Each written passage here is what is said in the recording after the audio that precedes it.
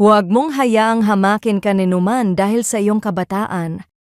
Sa halip, sikapin mong maging halimbawa sa mga mananampalataya, sa iyong pagsasalita, pag-uugali, pag-ibig, pananampalataya, at malinis na pamumuhay.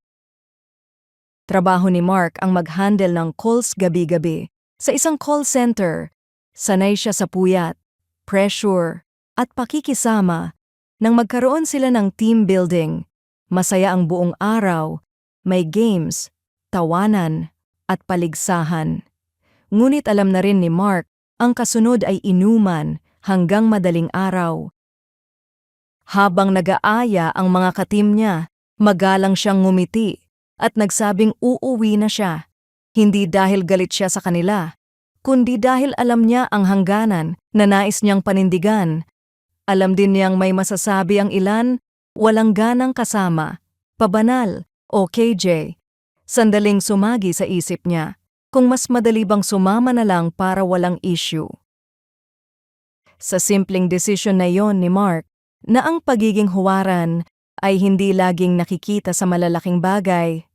Minsan, sa mga tahimik na pagpili at sa mga araw-araw na kilos, nakikita ang katotohanan ng kanyang paninindigan sa salita, asal, at pananampalataya. Ang pagiging huwaran ay hindi tungkol sa pagpapakita ng sarili, kundi sa pamumuhay na hinuhubog ng biyaya ng Diyos. Hindi ito paglayo dahil mas mabuti ka, kundi paglakad sa buhay na binago ni Kristo. Ang ganitong pagsunod ay maaaring hindi palaging nauunawaan, ngunit ito'y patotoo ng pananampalatayang buhay. Taliwas sa inaakala ng marami, ang kabataan o kalagayan mo sa buhay ay hindi hadlang para maging huwaran. Sa bawat maliit na desisyon na pinipili mong mamuhay ayon sa Diyos, nagpapakita ka ng liwanag at nagiging inspirasyon sa iba para sa kaluluwalhatian at kapurihan ng Diyos.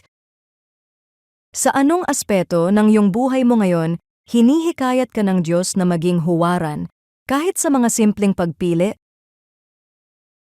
Panginoon, tulungan mo po akong maging huwaran sa salita, asal, pag-ibig, pananampalataya, at kabanalan, kahit sa mga simpleng bagay o tahimik na pagpili.